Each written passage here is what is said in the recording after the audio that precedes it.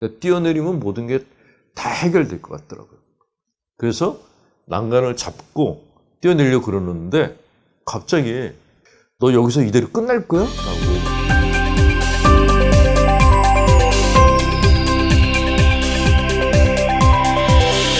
사제생활을 한 지 10년 차쯤 됐는데 무기력증이 온 거예요. 매번 비슷한 강론을 하고, 그리고 신자들도 안 변하는 데다가 나도 안 변하는 것 같은 느낌이 왔어요. 그러니까 무슨 얘기를 해도 별로 달라진 게 없네 하는 생각이 들고, 그 나중에는 그 미사 자체가 일로 생각이 되기 시작했어요. 미사가 지루하더라고요. 그게 이제 위험 신호였죠. 그러니까 보통 이게 중독에 빠지는 사람들이, 알코올이나 뭐 약중독 이런 거에 빠진 사람들이 왜 빠지냐면 자기가 살고 있는 일상이 재미없을 때 거기에 빠지는 거예요. 그러니까 우리는 맛을 느끼려는 존재거든요. 살맛을 느끼는 것을 찾으려고 하는데 그 살맛을 내가 하는 일이 아니라 술이나 약 이런 데서 이제 찾게 되는 건데, 저 같은 경우도 이제 술에서 찾으려고 그랬죠. 그러니까 본당에 나가서 제 또래들, 그때 40대 초반이었는데 제 또래들하고 뭉쳐가지고 계속 이제 술집 다니고 노래방 다니고, 거기 가면 살만 나는 거예요. 그러니까 매일같이 술을 먹어야 되니까 당연히 이제 그 몸도 안 좋고, 나중에는 미사할 때 성장을 잡았는데 손이 떨리는 거예요. 아, 내가 이게 알코올 중독 시작인가 보다라는 위기의식이 왔죠. 신자들도 뭐 불평이 굉장히 많았고 불만들도 많았고, 그러니까 나는 정말 내가 사제생활을 하면서 처음으로 완전히 밑바닥으로 굴러 떨어졌어요. 바닥에서 막 헤매고 있는데 처음으로 벗고 나가야 되나? 근데 나가자니 겁이 나는 거예요. 이 나이에 나가서 내가 뭐 먹고 살지? 이러지도 못하고 저래도 못하고, 심지어 극단적 선택을 하려고 했어요. 다리, 굉장히 높은 다리가 있었는데 그 다리 위에서 밑에를 내려다보면서 아, 내가 여기서 뛰어내리는 게 이게 낫지 않을까? 그러니까 그냥 무로 돌아갔으면 좋겠다라는 생각이 들었어요. 그때 내가 처음 자살하는 사람들 마음을 공감하게 됐죠. 아, 이래서 죽는 거구나. 그러니까 뛰어내리면 모든 게 다 해결될 것 같더라고요.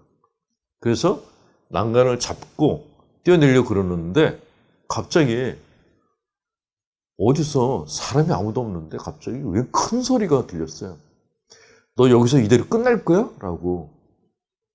너무 놀라서 주변을 돌아봤는데 아무도 없는 거예요. 이게 누구지? 아무도 없었어요.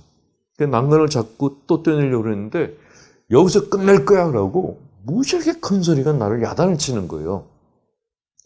지금도 그 목소리가 너무 생생한데 그게 내 수호천사인지 아니면 내 안에 있는 뭔지 그건 잘 모르겠는데, 하여간 그 소리를 듣고 아, 그래, 여기서 끝낼 수는 없지. 내가 아직도, 내 나이가 아직도 40 초반인데 이렇게 끝낼 수는 없지.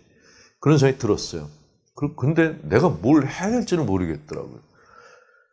그렇게 갈등 속에 있는데 후배 신부가 나한테 오더니 아, 그러지 말고 상담 좀 받아보라. 상담이 그렇게 좋아? 그랬더니 자기가 받았더니 너무 좋대요. 그래, 그럼 나도 한번 받아볼게. 아무런 기대도 하지 않고 이제 소개를 받았어요. 그래서 상담해주는 신부님을 처음으로 만났는데 정말 기대 이하였어요. 아, 내가 이 사람한테 상담을 받아도 될까? 할 정도로 너무나 처체해 보였거든요. 첫 시간에 가서 앉았는데 아무 말도 안 하는 거예요.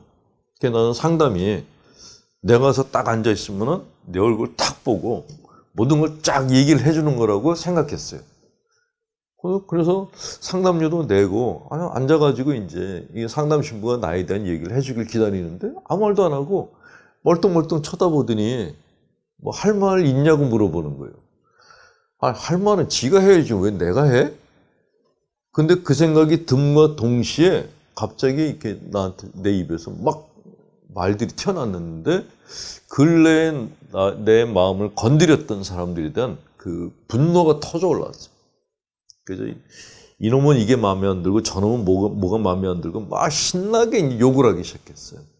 근데 그 신부가 한참 듣더니 나를 갖다 이렇게 건드리더라고요. 왜 그러냐 그랬더니 시간이 다 됐대. 근데 그 얘기 듣는 순간에 짜증이 확 올랐어요. 나는 성당에서 신자들이 와서 푸념을 하면 2시간이고 3시간이고 다 들어주는데 아니 이 사람은 나한테 돈까지 받고 1시간밖에 안 하나? 예, 그런 생각이 들었어요. 막 확 짜증이 올랐어요. 그리고 나왔는데 뭐 얘기는 내가 다 했고 답도 얻지 못하고 이게 무슨 상담이야. 너무너무 화가 나서 돌아가지고 이제 후배 신부한테 전화해서 너 때문에 내가 돈 버렸다라고 이제 짜증을 냈죠. 근데 그 상담한 다음날 아침에 깼는데 가슴속이 너무너무 후련한 거예요. 아, 이게 뭐지? 이게 털어놓기 효과라는 거예요. 이게 우리가 갖고 있는 고민을 누군가한테 다 털어놓으면 속이 비어요. 그 상태를 처음 맛본 거예요. 늘 마음 안이 복잡한 상태로 있다가 그 신부한테 다 털어놓은 다음에 마음의 그 빈 체험을 처음 해본 거예요. 그리고는 상담을 받고 싶다는 생각이 들더라고요. 그 다음에 가서 또 1시간 얘기하고 그 다음에 가서 또 1시간 얘기하고 그리고 한 3번 가서 얘기했더니 뭐 더 할 얘기도 없을 것 같아요. 4번째 가서는 상담료를 이제 2배로 내고 그냥 고생했다고 그렇게 얘기하려고 갔어요. 4번째 가서 이제 상담료를 내고 고생하셨습니다. 이제 뭐 상담은 여기까지만 하죠. 그랬어요. 근데 그 신부님이 저를 이렇게 보더니 뭐 하실 말씀 더 없네요.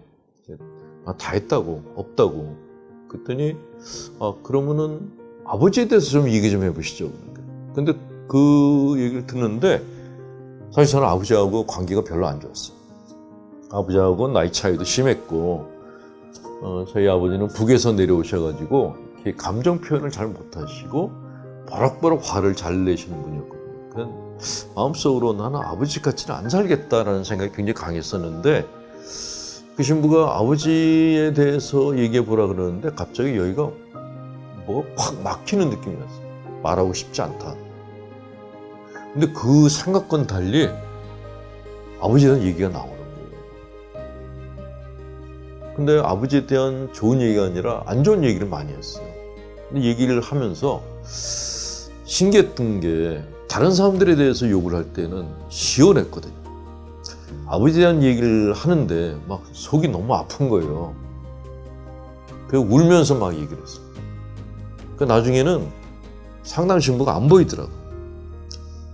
돌아가신 아버지가 앞에 살아있는 것 같은 느낌이 오고 그래서 막 그 아버지한테 따졌죠.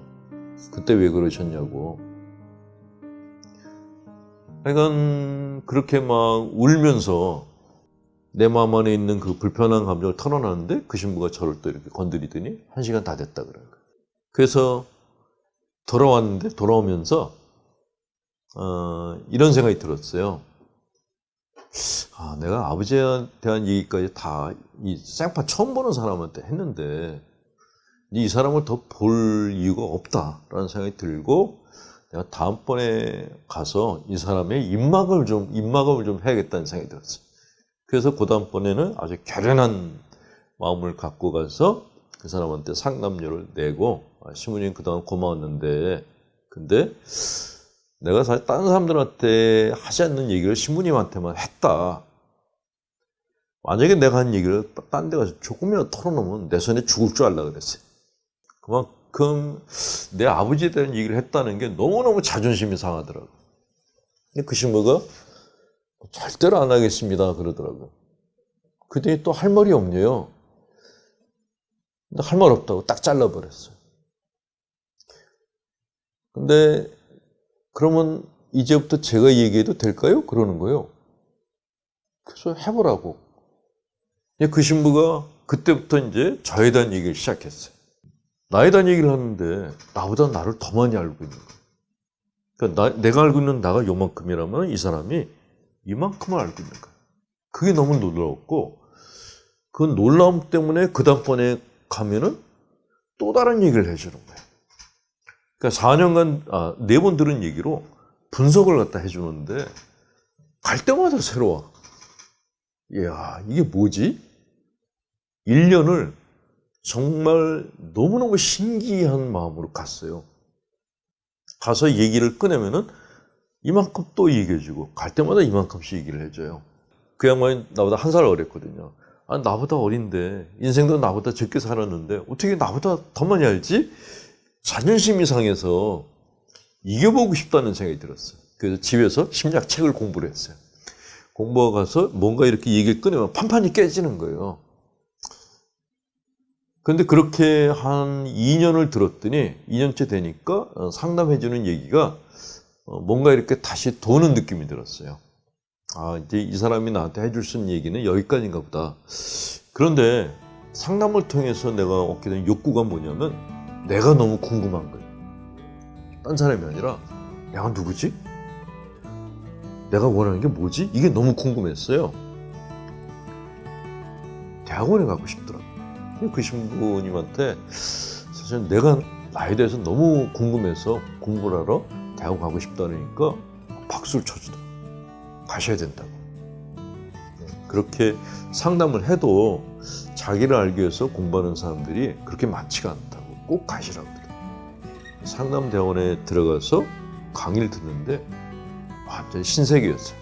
태어나서 처음 듣는 얘기를 대학원에서 들으면서 그때 그리고 강의 들으면서 뭘 보게 됐냐면 내가 날 미워했구나.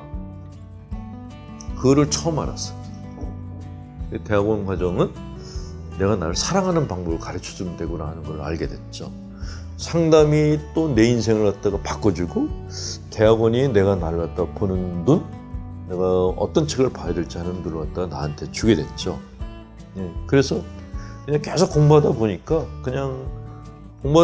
지금은 어떻게 다른 분들이 저를 보고 이제 심리 전문가라 그러는데 저는 학자가 아니고 그냥 지금도 심리학을 통해서 나를 갖다 들여다보는 그냥 수행자예요. 아직도 공부하고 있고 공부가 아직도 끝이 안 났죠.